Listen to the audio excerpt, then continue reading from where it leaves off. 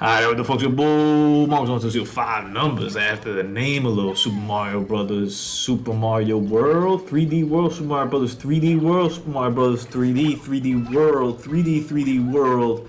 Either way, the one that came out on the Switch and then they re-released over here on the, or the one that came out on the Wii U, pardon me, and they re-released on the Switch over here, and they added Bowser's Fury. We'll cover Bowser's Fury in its own separate episode. Obviously, they come in together. But I'm going to count them as separate games because they are very different and don't have much. Well, they have some stuff in common. They have kind of like the enemies and stuff like that in common and some of the movement, but it's a very different spin on it. I will give you this. I enjoyed Bowser's Fury. I'm not as high on it as everybody else was when it came out, where people was goo goo gaga about how great it was. It was good, but it ain't all that.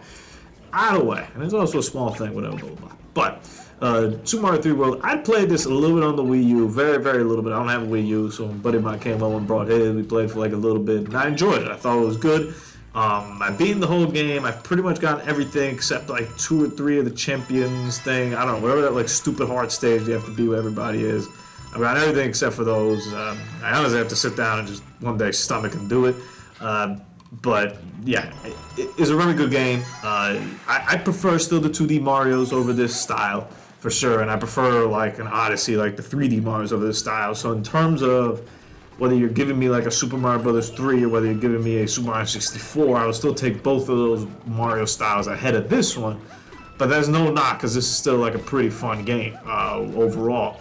I played a good amount with my girl, and then I played a good amount by myself. I'd probably say honestly 50-50. I think with my girl we made it to like the flower stages or whatever like that, and then I kind of played like the rest. And I played like the rest of the whole game like by myself as well, though, kind of completing and getting all the stuff. It's cool that there's a lot of collectible things, but not like a crazy amount, right? Like there's, you know, the stamps, there's the green stars, and that's kind of like what you're doing. And then you have to kind of get the top of the pole over there, which I thought was pretty neat, which I had absolutely no idea. So I went through the game and I did it sometimes, and other times I was like, eh. And I was like, gotta go play the stages again.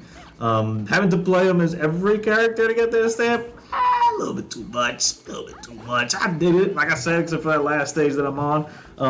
But yeah, I can kind of do without that. But I get it. Each character kind of plays a little bit differently, and that's cool. I do enjoy that, and I always like that, like in Super Mario Brothers 2, or Doki Doki Panic, when they had like the different characters and stuff like that. I always enjoyed that. I always thought that was a good mechanic. And they're not all like crazy different outside of the fact that playing with Peach is kind of like playing on easy mode because of the floating ability.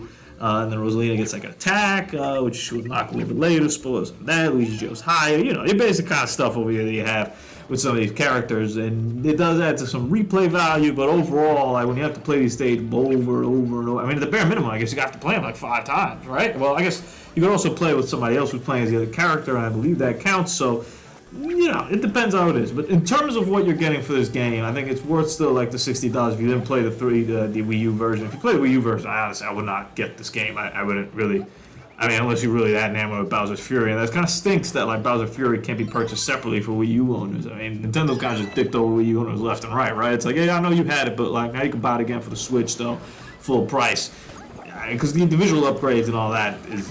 I'm sure they are there, but they're not like anything mind-blowing. So overall, I enjoyed this game. I would recommend you play it if you're like Switch on, you're looking for a Mario game. It'll definitely keep you busy, especially if you're trying to get all those collectibles throughout the whole thing.